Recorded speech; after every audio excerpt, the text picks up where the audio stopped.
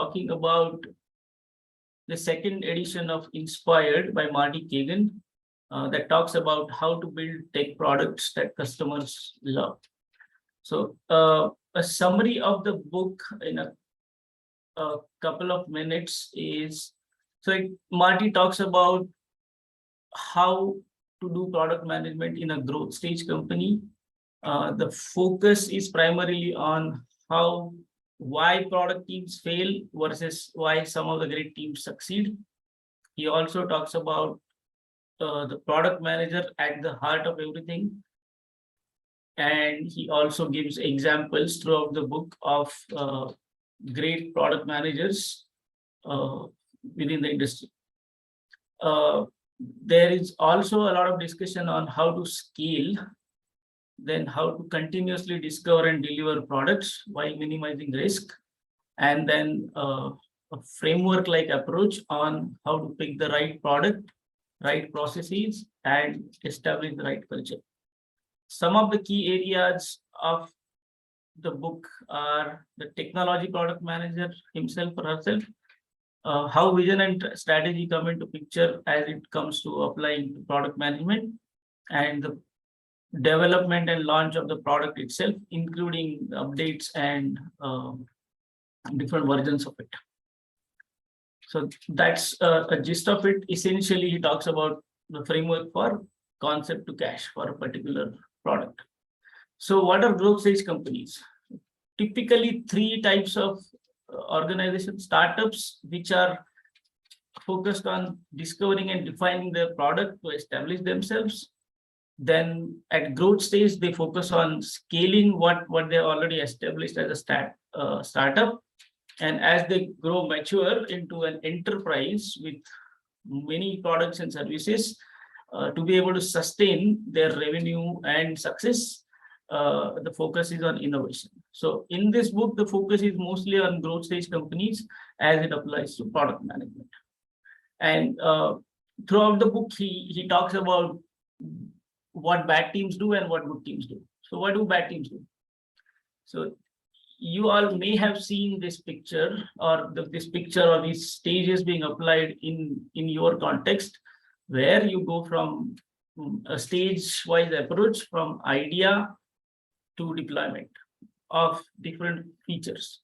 So he says there is a huge difference between how best companies work and how most companies work.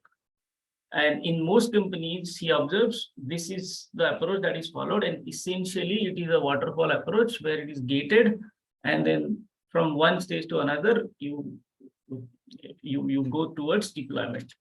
There are many drawbacks or disadvantage of this approach, where the ideas are sales or top management driven. Your business case is very less accurate because you don't have much information or validation to be able to predict revenues as well as cost. The roadmap is same. It's one way. It comes from top down most of the times. Requirements are nothing but prioritized list of features. The teams are involved too late, and all they do is, like in Marty's words, they put lipstick on a pig. And most importantly, the feedback happens in your test phase or even after deployment, which is way too late in the game.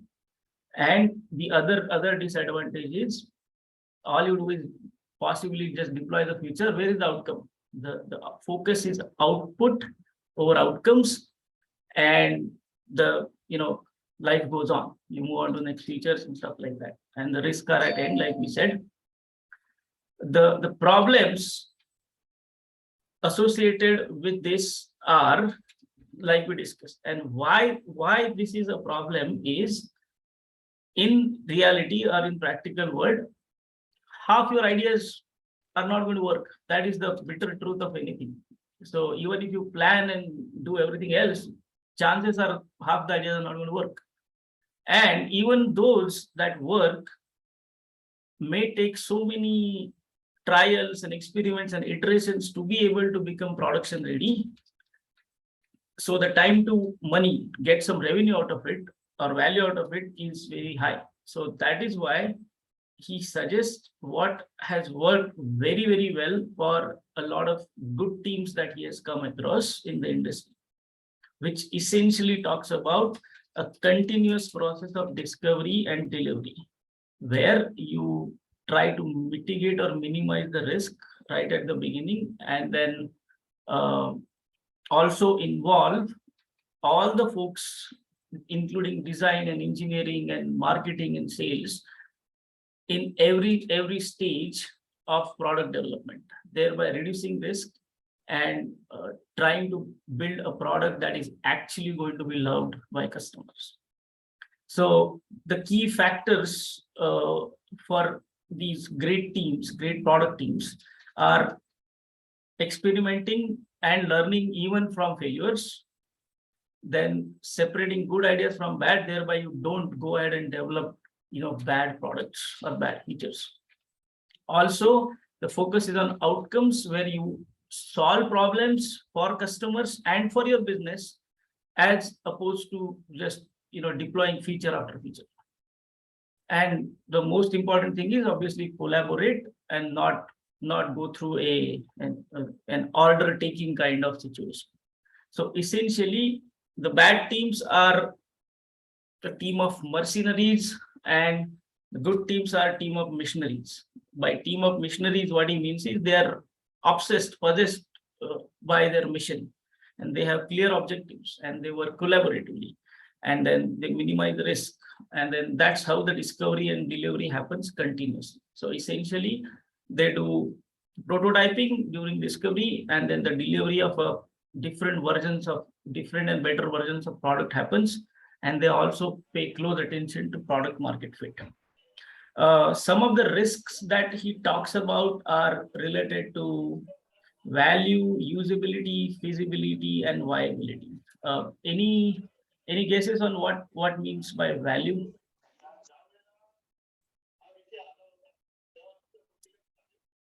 Or any of these rather, usability. What is value? What the end user will derive out of the product. Yep, great, thank you. So essentially, will the user be able to use your product? Yeah. What is usability? Usability is can they actually figure out how to use it? Feasibility would be what? Any guesses? What is possible, especially from a technology and competency standpoint. Great, thank you. So he talks about whether your engineering team will be able to build it. But exactly, and viability would be, is it a viable solution from our business constraints perspective? Is a stakeholder or is the company or is the CEO or CFO going to fund your product? So those risks, these teams validate or mitigate or minimize early during the discovery, as opposed to building everything and then going ahead with feature implementations. One last thing is the scalability, reliability, performance, maintainability, all good stuff that comes with tech power products. That also is taken care by the engineers or engineering team or engineering group within the team on a continuous basis. So this becomes true agile from concept to cash, versus the bad teams where agility was only during build, test, deploy maybe. So this led me to think we often talk about agile being effective only in small teams or only in delivery organizations. Maybe that has something to do with this concept. Marty doesn't talk about it. However, I just thought about it while I was reading. Okay, so this is essentially where what the gist of the first section, learning from tech companies, is. Any questions or comments? And we'll have I think we have 3 minutes for questions and comments. Yeah, any questions?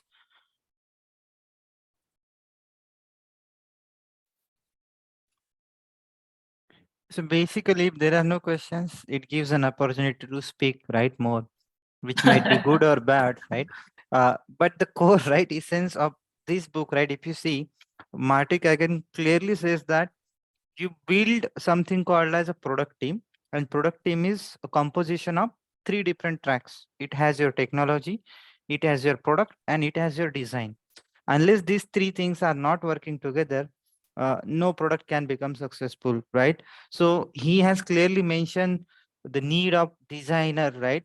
Having designers upfront, and then having engineer, right, in your team, basically cross functional. Only once he has used the word as cross functional in the entire book, but the essence, right, is like the product team, right, works on these challenges upfront, meaning this is something unique, right? Many a times what happens, we start working on the things, we spend some time, and we are constrained with one uh, thing, right, in that golden triangle, that is nothing but schedule, right? And that's where the challenge is.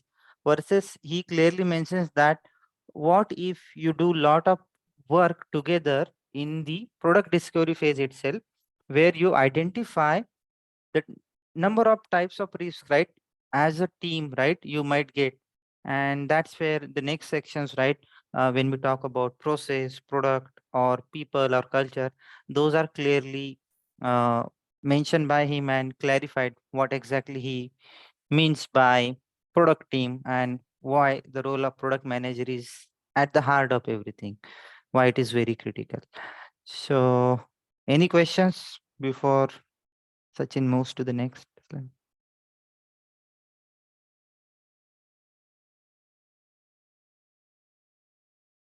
Okay, I'm wondering if people are paying attention or not, but yeah, I understand it's Friday evening, but it is for us, right? It is nothing like any other training institute. It is for us, by us, right? So if you have any questions, feel free. And we are creating a solid foundation, right, for our actual workshops, which we would kickstart in Q2, right, by having these book clubs. Thank you, Sachin. You may take over now.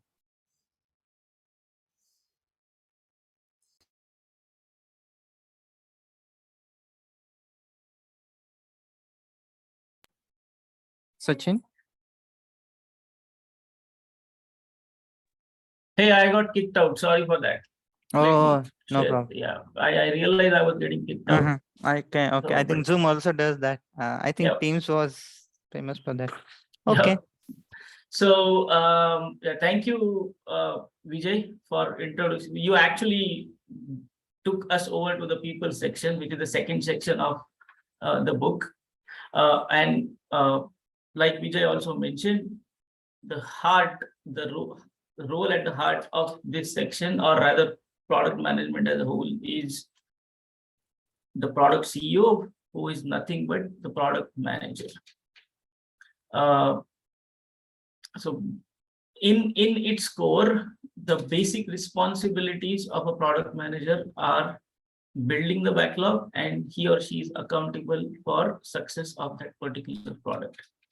So what Marty talks about building the backlog is, it is not just a list of things that somebody gave to him and then he or her, and then they just become the backlog executor or a backlog manager.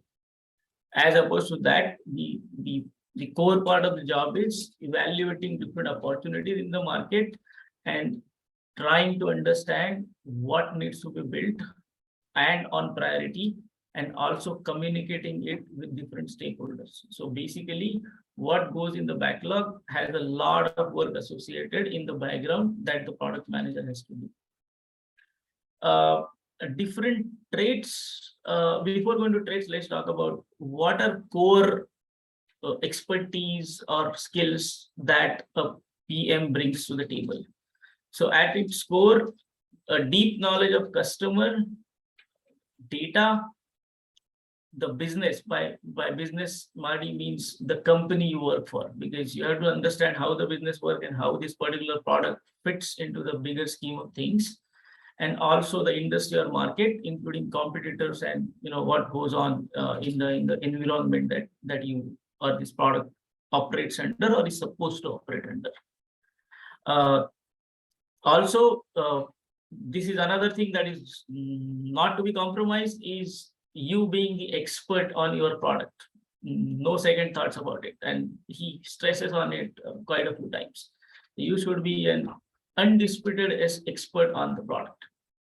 And then he talks about length on why this is important. And then different traits he talks about for a product manager to be successful and effective or smart, passionate, creative, etc., etc. These look like very fancy, rich keywords. However, I strongly recommend you all read through the case studies or the people profiles that Marty has given at the end of every section. That tells how these traits are important for a product manager in their role. So the other things are, you should be able to communicate and network with stakeholders, because you have to get their blessings, and then be able to convince them that this is the right product and this is going to make money for the company, it's going to bring value to the customers, and you will be able to operate within constraints that the business or company runs under. And of course, they have to be empathetic and collaborative with their teams. No second thoughts about that either. In order to prepare for becoming a product manager, a few things that are necessary would be the expertise, like we talked. If they don't have the expertise, one should strive to become expert or get acquainted with the domain that the product is supposed to exist in. And then basic understanding of technology or programming, especially technology trends and how it affects any online as well as offline or a combination of products is necessary. And then a very good understanding of business accounting and finance, so that they can basically combine the technology and design on one side with the business outcome and the user value on the other side. And that's a great quote from the book at the bottom of this slide. Any comments or questions?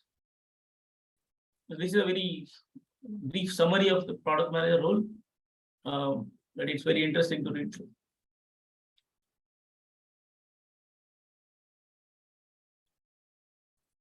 I think no questions, Sachin. Okay. All right. I have a question, if I may. Yeah, please. Absolutely. Okay. I've not read the book, and I'm going by what you are explaining. So maybe if that is already explained in the book, you might elaborate on that. Sure. Now, how do we generally look at concepts like some other product would have already picked it up? Like, say, for example, Instamart, Insta delivery of 10 minutes, and then everybody would want to do that, right? Yep. That's a new feature or a new product. And the new person or whoever went there first, he would go there with certain assumptions, whether they are right or wrong, nobody knows. And time is the only solution provider. Now, if we as a competitor would want to bring in something similar, obviously by looking at the pros and cons and all that. Now, how do we understand the needs of the business? We also try to find out the merits and the demerits of this kind of a solution. Instamart being just one such example. Great question, Kishore. And Marty has talked about it in the book. And what he says in a nutshell, the one-liner answer to that is, his recommendation is focus on your users, not on your competitors when it comes to product. So focus on the user or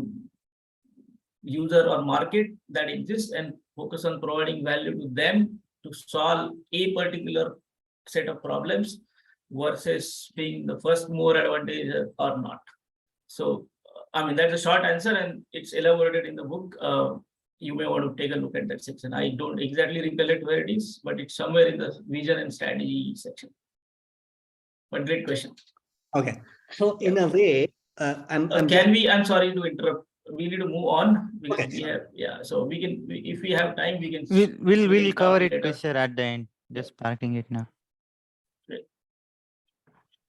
All right. So this Vijay already covered in a nutshell, and then what it is how a PM interacts with different people who are closely associated with his or her team.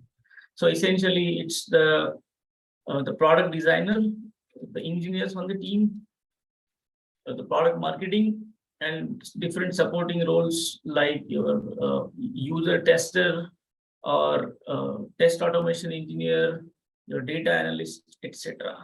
And then I was thinking about having an activity here, but in for lack of time, maybe we should move on, and then I'll share this with you all so you can try to do it yourself. This would be a quick overview of how the overall team interactions happen and the collaboration happens. So the moral of the story is the PM, the product manager, has to be the product CEO. They need to know what they need to know.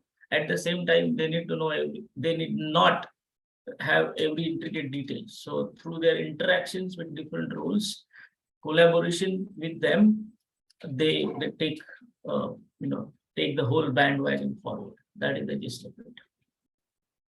Okay, let's move on. There is also a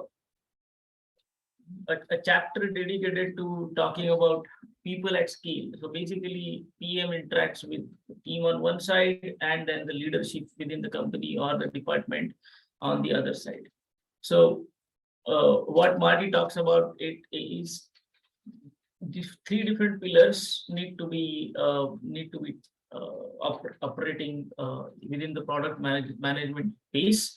The product management leaders themselves who focus on vision and strategy, the design leaders who focus on the customer journey aspect of it, including UX as well as UI, anything that goes with design basically, and obviously these being technology powered products, technology leaders who would focus and own the system implementation of it, and the continuous interaction and collaboration among these would lead to different teams being established within the company focused on a particular product or a particular functionality of a product. And what he also talks about is their main job is two ways. One is recruit, develop, and retain strong talent. They must focus on this thing. And the reason being, Marty claims product managers should be one of the best talent in the company because it's a very all-round kind of role. So that's why this recruitment, he has talked about recruitment being one of the key responsibilities or of these leaders within the company. And the other interesting and tricky part is how to split product teams. There are multiple ways of splitting teams. It could be verticals, horizontals, products, product suites, B2B, B2C, and the list goes on. So he recommends different approaches to split the product team, and then the mantra he says is it's an ever evolving and changing situation. So you do not have to stick to a very rock solid approach. You just have to be aware of how the dynamics are. An interesting food for thought here. So it's been discussed in the book also as to how the CEO to these heads combination make a product or a company successful versus they go down the spiral of not being successful. So the food for thought is we usually see or hear in news or happen to see in our experiences when a CEO or a C-level executive changes happen in the hierarchy. So I used to wonder why that happens. Maybe the answer to that is discussed in detail by Marty. It depends on not only on the skills of the person, but the personality traits and the combination, whether it's lethal or successful for the product or business is what matters. So very interesting read there as well. We are at 9 o'clock. This is essentially a summary of the people part of it. Any other questions or comments on this one? I think one interesting quote that I have always used when I've done a book club on this is, it's about solving problems.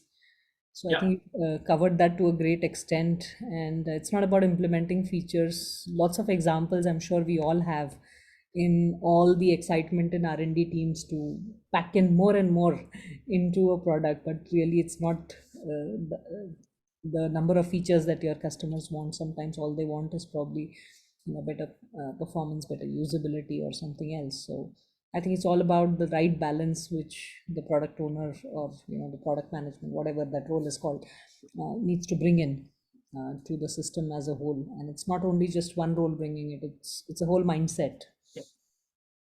Yeah, I would like to just add one thought here, right? So when you say these product management leaders, design leaders, and technology leaders, now these three trios, I would say trio, right? They need to work in collaboration. That's most important. Yeah. And they should speak the same language when we say discovery. And most of the time, this is broken, right? And stakeholders provide directly features. So I remember Kishore was saying like 10 minutes delivery Instamart, right? So most of the time, it comes from the stakeholders to say that, why don't you implement this?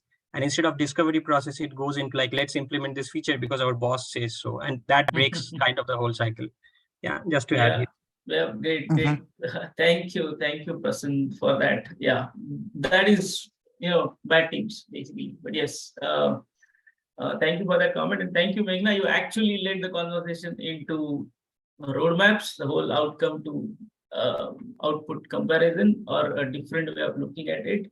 So let's talk about the product itself. This is the third section, which is the right product. So essentially, this is going to be me talking less and we having an interactive conversation. Let's put 3 to 4 minutes each for the 3 slides that we have in this section. So in the chat window, so that everybody gets to participate. What do you think? Why do you think we need roadmaps?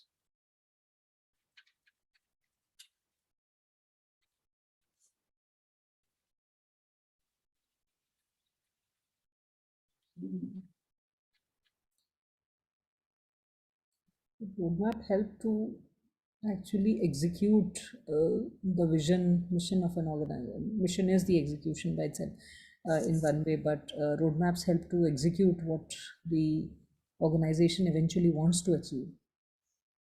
So I just add to that. So roadmaps typically help you to align the outcomes. So for example, if you are having stakeholders in the organization, right? So you align the outcomes with your stakeholders through your roadmaps, and then you create your features based on your customers' need. Yeah. Okay, great. Thank you, guys. So yeah, carve out the road to reach our goal and vision, to keep track of features, knowing what you need to achieve isn't enough. You need to know the path. Yes, great.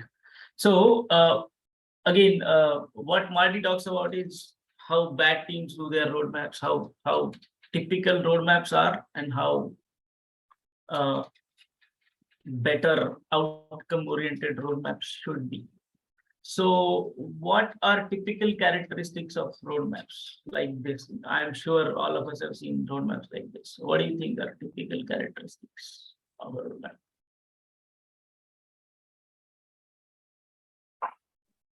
So it has a list of features and when to deliver it. Great, thank you. Then what is this? Let me see if I can zoom this. Yeah. What else? What else do we see? The releases. The dates. It's quarter in here, right? Then who do you think it comes from? This roadmap is created right at the top, right?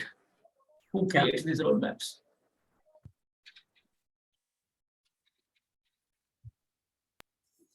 So typically it should be, if there is such a role that exists, like a chief product officer or something on those lines. Right. But either ways, whoever is leading a particular segment from a product standpoint, irrespective of what to call, I think it's the leadership arena. Yep. Thank you. For sure, one thing that needs to be done is people that are involved in the product development, they should also contribute to this. I think it's not one person deciding it in isolation. I think somewhere in this book or otherwise, I remember, I think it is part of the inspired book itself, where they talk about, building products collaboratively. So I think it all starts from this place of really turning the strategy into roadmaps. Yep, exactly. All right, and then there are a few responses here. The product manager ordered high-level features, unfortunately static year long. Exactly, static year long being the two keywords. Thank you, Ajinkya. So essentially, let me just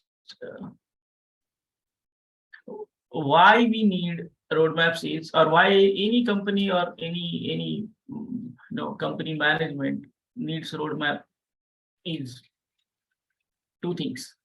They want highest value items first, and they need a plan to run their business under legal compliance, government, blah blah blah, and the list goes on. So you have to have a plan, and that's the bitter truth of running any business. So why they don't work is, or typical, okay, before we go there, let's quickly go through. So these are output based, like many of you said. It's prioritized features or initiatives. It is created by C-levels, the big guns, or product manager, but nobody else, no collaboration, and they have timelines associated with it. So basically, if we go back to that picture, it essentially follows this thing. Roadmaps is also waterfall. That's what he says. Where is the collaboration in it? Where is the continuous risk assessment and delivery in it? So that is why these are destined to fail. And again, he reiterates that half our ideas don't work. Even those ideas that work take a lot of time to market. That is why the typical roadmaps that we see are the root cause of the most waste and failed efforts in product organization. He goes very blunt about it.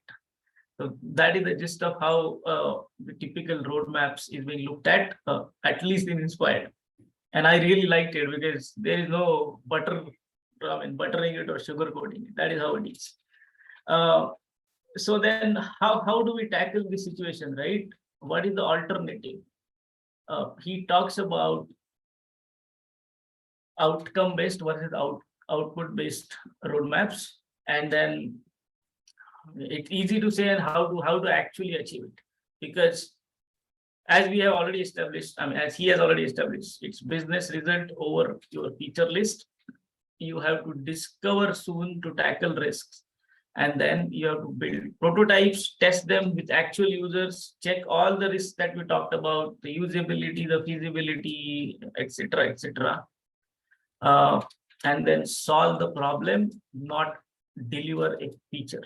And he goes on to say, solving the problem doesn't mean implementing into production. You actually own the problem that the customer is facing or are facing, and that actually is going to help your business. So you have been given clear objectives and clear goals by the company to be able to do this work. So going to production is just the beginning, and you have to support the whole things through whole 9 yards, from idea to cash to service. The team owns it, and that is how he relates it to the team of missionaries. That is a term that he had used. And then basically the how part of it is this outcome-based roadmaps. An example that he talks about length is OKRs, objectives and key results. We may not be able to go in details of that right now, but essentially he talks about the leadership being able to provide business context to all product teams through vision, strategy, and then they should be able to give them clear objectives and milestones, and that should happen at scale. So it should go top down as well as bottom up. Those should not be happening in silos. And in a nutshell, the objectives and key results, I'm sure most of you have heard this term and may have implemented it. So objectives are qualitative, which are supposed to inspire the team or the group of people working on it. And the key results should be measurable or quantitative. And they should be a measure of business results, not output or tasks. I am going to implement X features and do 10 releases is not an OKR, versus I am going to reduce customer onboarding time from 20 hours today to 7 hours within 6 months is a good objective. And he gives a few more examples of those. And then another reiteration of the same fact is, he says, fall in love with the problem, not with the solution. So that is in a nutshell about the alternatives to these traditional typical roadmaps. And next he talks about how product vision, strategy, and product principles drive each other and are related to each other, and how the objectives at scale can be used. A typical situation that he talks about as far as at scale is, in a growth stage company, you would usually face a situation where there are different teams working on different pieces of a bigger suite of products, and then they may not be able to understand because they don't have a UI, they are not customer facing, they have databases, they have networking. So the leadership's responsibility is to ensure that vision and strategy percolates down to everybody or every team on the floor. That's the gist of it. And essentially, the vision is what future you're trying to build. The strategy is the path to get to that future, and your product principles are the nature of products that you're going to build. And then he talks about a lot of guidelines to achieve or to establish vision, strategy, and principles.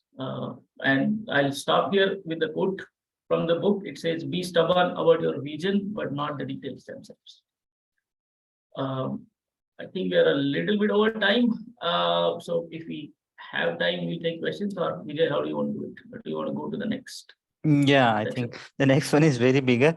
So before we proceed, some of the taglines, right, or punchlines from this section, I personally like. One of them is obsess over customers, not over competitors. This is what we had a question. Then another important tagline is, this is by Kawasaki, selling the dream, and exactly what product manager's job is, to sell the dream. This is called as product evangelism as a concept. Marty has very nicely explained it. So product manager should be able to sell the dream, right? That kind of personality product manager should be. I think we can take one question and then go to the next section. Any questions? Yep.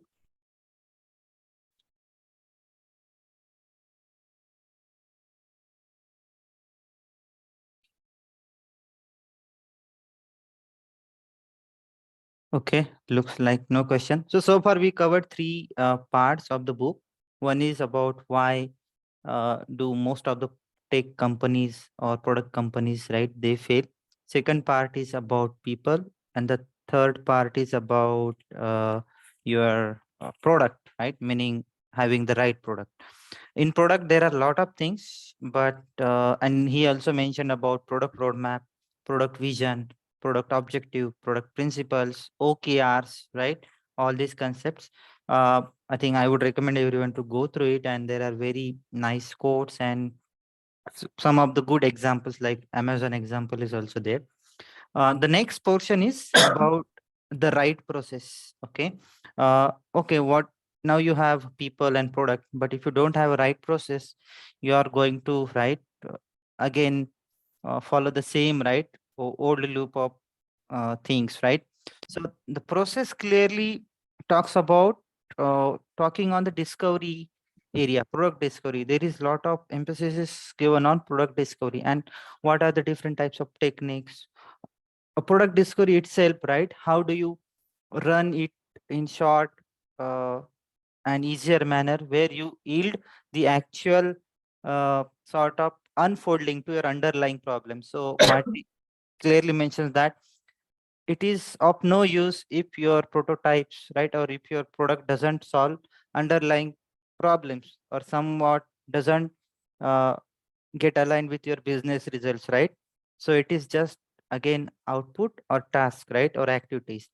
So what your product should do, it should solve the underlying problems for your customers, right? And for that purpose, he proposes something called as product discovery. And product discovery is like product teams, mature product teams, they solve hard problems using complex systems, right? And then they face typically couple of challenges. I'll not go into detail about those challenge, but uh, Sachin mentioned about risk, right? 4 risks. So any product team typically faces 2 challenges. Those 4 risks: value, usability, feasibility, and market viability or business viability. And on top of that, time to money, right? It takes time for them to implement that product as well, right?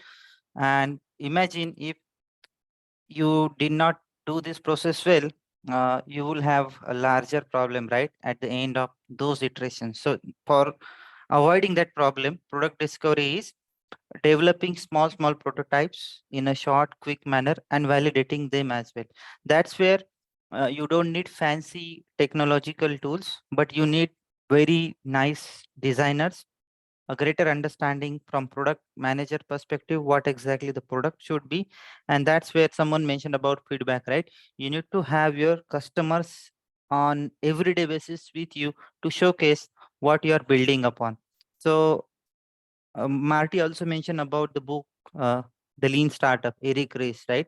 Where the entire process, right, about the life cycle, right, around the product, right, has been mentioned. But the crux here is, right, if you want to basically build a product that makes sense, you have to have a good product discovery process in place. Product discovery process, he also has provided 10 principles like how a good product discovery should happen. And then he also mentioned about talking about ethics. Many a times we build product, but we do not consider risk related to ethics. We consider legal, compliance, other risk, but ethics also is somewhat he has praised a need. And then two concepts he has clearly mentioned. One is about having discovery iteration, something like your sprint, right? Iteration, but the duration of obviously discovery iteration should be small. The time and effort should be comparatively small so that you can experiment, learn from your experiments and make the decisions, right? And see whether your underlying problem is getting resolved or not, or you're not going anywhere, right? And the other thing is like he focuses on multiple techniques in terms of discovering, right, your challenges. So basically he tries to basically provide a view on each and every area which we might not cover, right, in our product development. So product discovery itself talks about framing techniques, meaning well before you start working on your product, do you really know the business challenge or not, right? That is what your framing techniques would help you. Then he talks about planning techniques with respect to discovery, meaning how do you identify bigger challenges, what is that mechanism you have upfront. And then ideation techniques, right? Many of the people who have worked in BA or product owner role, they know what exactly ideation is, right, and how it works in discovery phase. So basically ideation is nothing but an ability to provide some sort of promising solution while giving a clear focus on what problems you want to solve, right? And then he has clearly mentioned about different prototyping techniques, how you can use prototyping, right? What are the different sort of prototypings you use? And then again, within those techniques, some of the techniques like story mapping, you might know, right? You might also do data validation techniques, nothing new, right? But what he has tried to mention here is before building a product, or typically what happens, your product owner, right, which is a subset of just a product manager, right? So they spend a lot of time with the delivery or with the engineering people. However, they do not spend equal amount of time or more amount of time doing the discovery, research, understanding your competitors, understanding your business, right? So his main focus, right, in this particular chapter or part is like product manager is like undisputed expert on all these things, meaning he's expert on domain, he's expert in understanding his customer, expert in understanding the context of the problem, and he knows the or she knows the best possible solution for his or her customers. So that kind of wisdom of knowledge along with practical insights product manager should have.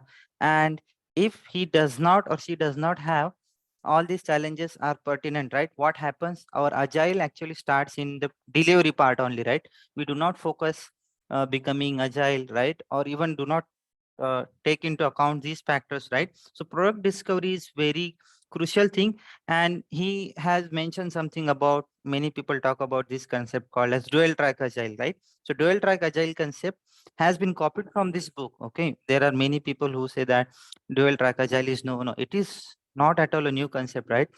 uh, exactly the same thing Marty, right, tries to convey, right, from this book, that unless you don't validate your assumptions in the form of discovery, where you spend less time, less effort, and less, right, investment, right? And there is a tagline, right? Half of or more than half of your ideas will not work, right? So product roadmap is usually assumed as a commitment, right? Burden. It is not a commitment burden. It is a list of things a product aspires, right? Or leadership wants to do, right? From product team. So that's the biggest challenge, right? Everything in product roadmap is not commitment. Like 60% or 50% or even more than that may become obsolete tomorrow. For that, you need effective discovery, right? Upfront in phase. So that is all about this. And Marty has clearly mentioned about some of the techniques where you can see and assess these things in terms of customer letter technique, which is a highlight for me. Customer letter technique is nothing but this is inspired from Amazon. Again, what happens with Amazon, some of the products, if they want to launch, they do the press release first. Okay, exactly the opposite spiral. And in press release, they tell that what this product is going to do, what are the features, what kind of value it would bring. And based on that, their product teams get inspired and they start building the product. But in this particular letter format, what happens, your customer sends a letter to your product team, what he or she expects or basically wants a product, right, to be. So once we get that customer letter, we really know from customer perspective as a product team what exactly my customer is looking at, and we actually start building on what is needed, right? And with discovery, you reduce that 60 or 50% of the waste, which you actually do in your implementation, right? Many a times we say that more than 90% of transformations fail. That's the main reason, because you are working on waste, right, throughout 1 or 2 years, and many a times people go out of funding, right, budgeting. So that's the core problem, right? If we this particular persona like product manager is actually, if has that sort of understanding and works tirelessly, right, with all these people, you could save a lot of time, energy, and will focus on only what is needed, right?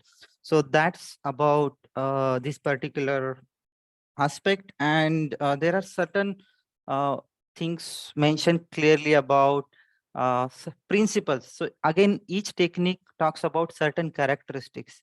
For example, your discovery prototyping, right? He has clearly mentioned the guidelines and clearly said that I'm confident, I have observed it from quite a few successful products. He has given example of Martina, some Martina L. She was working in Microsoft, right? And then they had a problem of Microsoft Word 6.0 release, which was done in way back in 1993, where Mac users were troubling a lot because of that release. Even to open the Word file, it used to take 5 minutes or 10 minutes. And there was no solution. Microsoft was losing business. I think even Bill Gates sent emails to their employees to work on it and make the customers happy. Then this lady came and she solved this problem by decoupling Mac versus your Windows, right, solutions, and focused on improving the performance. Till the date, if you see, Word has more than 1 billion subscriber from Mac OS, meaning people using Mac OS, they still use Word, and from 5 million, they have come to 1 billion journey only because of this small change, right? So there is mention about her.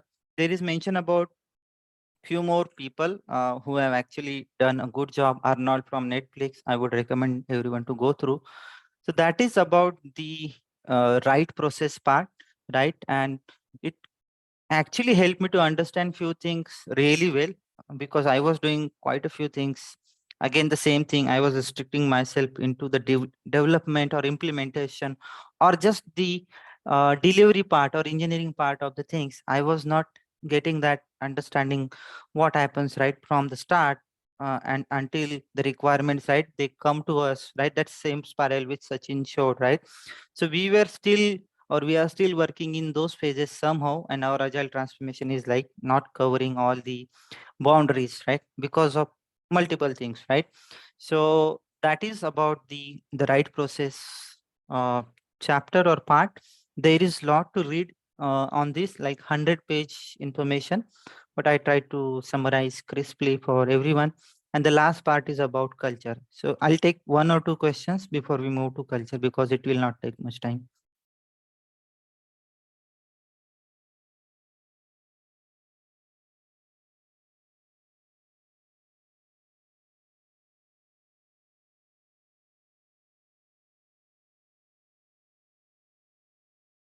Okay, no questions? Okay, there is a question, how to separate business from product? We don't want to separate, we want to integrate actually. So question itself is uh, different context, right? From the book perspective, book talks about integrating all these people together, not separating them, right? How do you bring that cohesive unity, right, across? So the book doesn't talk about separating it from product, and it doesn't make sense to separate business from product, right? That's what 80% of the companies facing the challenge, right? Their products are not making sense, or their initiatives also, right, not making sense, and they're getting added into failure, right, transformations or failure stories, largely because these 3 pillars are not integrated. Okay, the last portion is about culture. Before that, anybody wants to speak? I hear somebody. Yeah, Vijay, I just wanted to add there, right? So when we say business versus product, right, the question here is that what do we mean by business? And when we say business, right, do we mean our stakeholders, or we mean that a group actually which controls the delivery, right? So Okay. typically a business means that they define what needs to be done, right? So yeah. Yeah, so book clearly mentions about that we have to go from that kind of product operating or team structure to something else, where product manager is at the heart of everything, right? The person has all the skill sets, be it discovery, research, customer, so undisputed expert, right, in all these areas. So in this case, our business, right, is nothing but product manager. So it is product manager's job to make sure that business is aligned, right? The decisions are making sense. So that's why it is very critical, right? Product manager role is very difficult actually. Once I have gone through this book and I understood that what we are doing currently is really exactly opposite what Marty is saying, right? So we are just And getting if you up. see, Vijay, right, so there you will find words like stakeholders, you will words like product management, you will words like design, right, and development. But business is typically something that is created in this IT world by saying that we are IT, you are business. And that's where this whole division is created, that business will give us, we'll just serve and follow the money. Right, right. And now the time has come to dismantle that terms now itself, because if you want to, meaning any company, if they want to survive or do excel, they cannot excel, right, with the current model or with the current way of doing things. And that's why they have to integrate it somehow, right? And if you see, agile is being practiced in pockets in non-IT areas also, but still not integrated, right? So it is another problem, right? A bigger dysfunction getting created, right? So we may basically discuss in our upcoming actual sessions, not part of book club. So I'll take just a minute on culture to cover it up. So culture, he has not talked about anything fancy. What he says, what are the traits of any good product team, how good product teams behave, right? How they operate and what they do on every now and then, right? And then what are the top reasons that companies are not able to do innovation? They are not able to generate velocity. Velocity in a good term, meaning not our sprint velocity, but overall, right? On a broader term, velocity, meaning the impact or pulse of values, right? That creates a bunch of something, right? That is what he's meaning here for velocity. What are the top reasons, right? And how do you establish basically a strong product culture, right? 2 pages on that very simple thing, the gist and crux of whatever we have talked about. He has mentioned about these things. Unfortunately, we are running out of time because we started, I think, 5 minutes little late. So the summary is right. In order to become a product coach, right, we need to understand the product mindset. We need to understand these roles like product manager, right? How exactly the product uh, are developed, right? And there are very good examples from Amazon, Netflix, uh, which are like very scale companies, right? Not at very startup level or mid size. How they are able to still provide or add lot of innovations, right? And lot of value to their existing products. What is that secret recipe, right? How these people are working. And if you go to the crux of it, the success is product manager role. If that person is awesome, the entire product benefits from it. Else, we all know what happens, right? Writing user stories, writing acceptance criteria, done. 6 months roadmap freeze, right? And then after 1 year, we are going in some other direction. Let's reforecast, and then again same thing happen after like another 1 year, and then funding stops, budgeting stops. All people, they get dismantled, right? And the same problem repeats in loops across multiple areas, right? Okay, all right. Talked a lot. We'll take, if everybody is interested to take questions, some of the questions, we may utilize 3 more minutes because we started 5 minutes late. If there are any questions in general, now you can ask.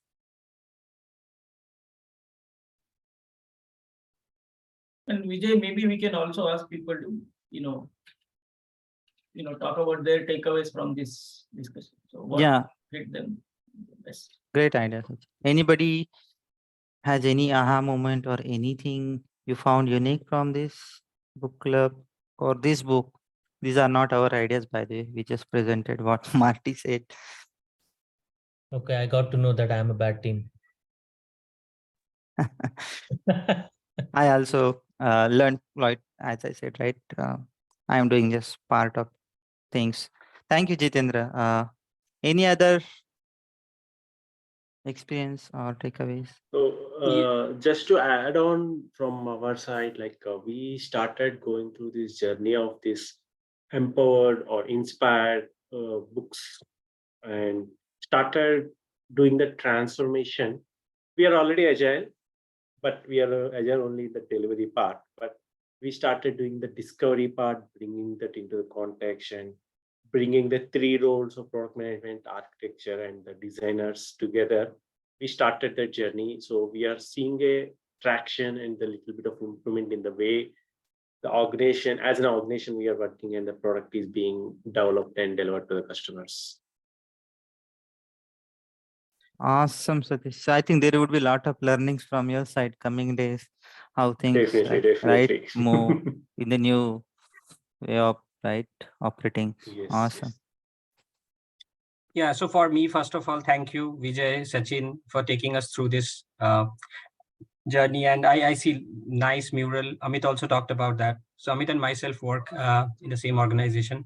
And yeah, so we have a product organization, a product centric organization. So where we have product coaches and we go through this product coachings, and we have these mindsets like trying to implement, but it's very hard. It's not very easy to implement a product mindset within the organization, because organizations are working for a very long time. So typically you will see that feature driven mindset in most of the places still. But this session was really lots of information and lots of creativity, right? So lots of thoughts together. Thank you for putting that together. First of all, that's the most important aha moment for me, to see everything together, right, in this pictorial representation and making it engaging for us. Thank you. Yeah, all credit to Sachin. I didn't do Great anything. job. Yeah, this is Saurabh here. I'll just take a minute to talk as well. I think it's good to refresh everything on product culture. While we have all learned through Agile and that culture is the main thing, Agile is a mindset, still we say we are Agile. We are done with it. Like, as in, it's a conversion which has happened overnight for a period of a year or whatever, right? So-called product companies also do not follow the product working way. It's still they're following projects and deliver tasks and stuff like that. Still mini waterfalls going in. So yeah, a good refresher book, I guess. And thanks, Sachin, for taking this up. Yeah, the only time he mentioned the word agile is to say going beyond agile and lean. That kind of summarizes it. I agree. Yeah, that's interesting about this book. Self-organization, agile, just one mention in entire book. So that is something I liked about it. Like he really talks about the problem, right? Crux of the problem, meaning not everywhere, like trying to cover everything and trying to be like good, right, in terms of all the readers. But he has actually put his thoughts very clearly. I think the sort of author we want to read more books. I think we have one more book from him coming up, right? So hopefully. Anyone else would like to talk about The third book got released, Vijay, I guess. Loud. The third book is Loud. Yeah. Inspired, empowered, and loud. Third book. Yeah. Yeah, correct. But we'll see, right, how much we can cover in this quarter. But yeah. And one more thing, guys, request everyone to fill that Google form. I think Saurabh has sent it because we are going to move everything in the format of content on Trello boards. So you would have good access to it. You can provide your thoughts also, and it will provide an opportunity to ask questions as well, right? So if you have an access, all the benefits are for, right, us. So again, I request everyone to fill that Google form, and if you don't have it, just ping me, we'll share the link. It's still open. Yeah. Hey, just one closing thought. So I struggle to understand how to, what are good examples of growth stage companies? Because many a times you say Amazon, Google, Netflix, Facebook, and the likes. So what helped me to relate this concept was watching Shark Tanks.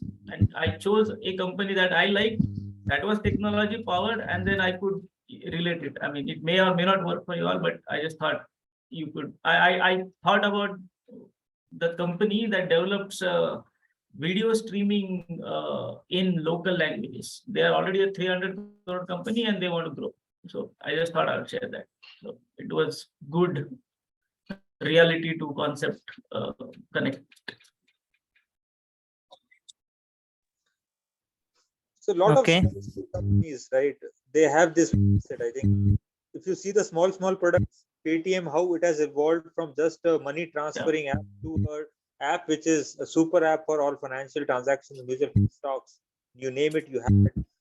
Even Google started like that. So a lot of small scale companies do start with that mindset because they don't have a big money to spend in everything at once, like the big orgs do. Yeah, exactly.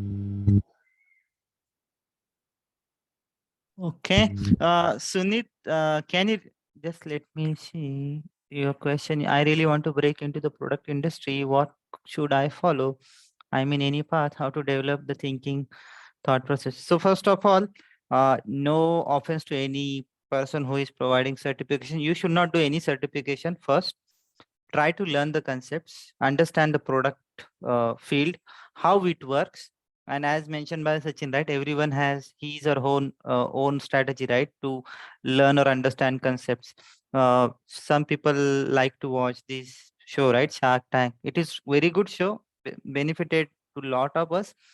There are quite a few channels also within our context, India or outside. I may share those links with you. And then I think once you have good understanding knowledge, then you can go for certification and other stuff. But if you go to the certification first, you would be constrained to think about only that particular right area. So I'm not saying that do not do certification, but understand the things first and then do it. It would add more value, and we can connect right one-on-one what exactly you want to do. And if we have that experience amongst our group, we may help you, right? Hope that answers your question, Sunit. Okay, any more? I think Kushar had a question, right? We'll cover that. The question was about, let me scroll up. Anybody remembers? No, the question, it was more of an elaboration of what we were talking. So one company goes for Instamart, the other companies, they deliberate on that, whether to go for it or not. And as per Marty, what does your people need or what does your customers need, right? I think that was the answer. So to take it forward as a product manager, I think you have to go back to the basics. You need to go back and talk to your customers, try to ask them, do you really need something in 10 minutes? And if they answer in the affirmative, telling yes, there are instances where you will, I will actually need them in 10 minutes, then probably you have a case for it. Otherwise, probably you may not have. And I mean, now 1.5, 2 years down the line, now you see many of these companies actually backing out from that instant grocery business. So yeah, probably everybody jumped into the well after somebody started off. Maybe it would have been better off if they had understood what percentage of customers actually need these products within an instant. And I think that would have helped them save a lot of money and time and effort. Yeah. Exactly, Kishore. So those who chipped in right in this journey, those are opportunists, meaning they didn't have any vision. What they wanted to do, they want to cash in to the customer's pearls, right? But they didn't do the long-term assessment, right?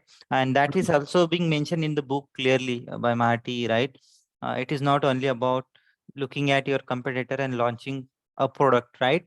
So sort of that thing, right? And not only that, a classic example, if you see Amazon, observe it, right? They closed couple of businesses from India. One, if you observe, that is pharmacy business, right? They were having online pharmacy business on the Amazon app itself. That is completely taken out.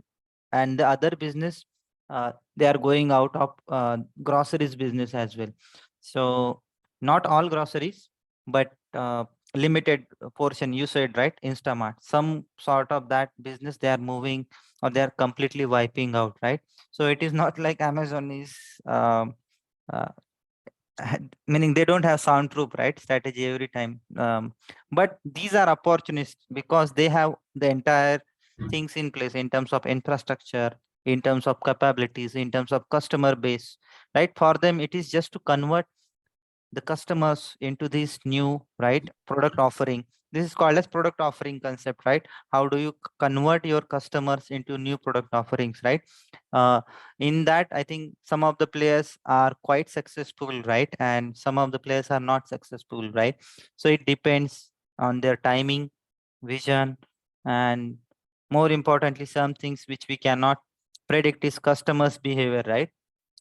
So and that behavior you can only observe over a period of time, right? Meaning after say 6 months, if customers are not feeling value for money or value for that cost, that product may not survive for long, right? Uh, so that's what is happening. If you see 1mg, right? Uh, it is beating all other competitors consistently, right? Last few years, right? What is unique about 1mg, right? And what is not unique about others? It is not about that, right? But the way they play with the customers' emotions, the kind of what do I say, feeling, right? At the end of day, they create is something others are not able to do it, right? And that's why 1mg is clearly a leader, right, in that area over years. So I think Vijay quite rightly said. And one thing I feel that, right? So whenever a product manager, right, decides to build something, the first question is why I am building that. See, Swiggy Instamart is a solution, first of all, right? So 10 minutes delivery, it's a solution. But what problems I am trying to solve? That's the most important question, I think, to start with. And for example, your management asks and comes to say that, okay, why don't you do, for example, chatbot, right? Install chatbot in the systems. So the first question should be probably, why are we installing chatbot? What is the outcome we are looking at? And how it is connected to our bigger organizational goals, right? And then only you can start focusing on, then the next step is that, do our customers need it, right? Should I do customer interviews? And what will be the outcomes we are looking at, which is aligned to your roadmap? So that's why the risk assessment, which this book talks about. So the viability, usability, all this comes into play, that whether it's even worth to take a step into this, or there are better solutions on that particular problem, for example, right? So again, it's a solution. So typically the tendency is that we try to pick the solution from the market and try to copy that solution, or try to go for the solution without knowing what kind of outcomes we are looking at. So that's, I think, a big gap in the overall mindset in the product organization. Awesome. Thank you, Prasun. Yeah, there is concept called as market or product fit in the book. I would recommend everyone to go through the book and understand, right? So this is clearly mention what you need to do, right? All right, with the interest of time, let's wrap up now. Thank you once again on Friday evening. I know it's not easy, but thank you everyone once again. And we'll have our next book club probably. We'll give 2 weeks gap, like alternate fortnightly frequency will set up, and everyone will get an update about when, what, how, so that each person can read through the book and come prepared and ask questions and make presenters' life little bit difficult. Now it is very easy for us to play, right? So anybody who is becoming presenter coming days, we should give tough time, right? As a experienced audience. So You are scaring of the thank you. presenters, Vijay. I will ask a lot of questions. Hopefully, if I don't become presenter now, so because I want to learn right from this session. So definitely, thank you everyone once again. Have a good weekend ahead, and we'll meet soon. Bye. Thanks, Thanks, everyone. Bye. Thank Bye. you, everyone.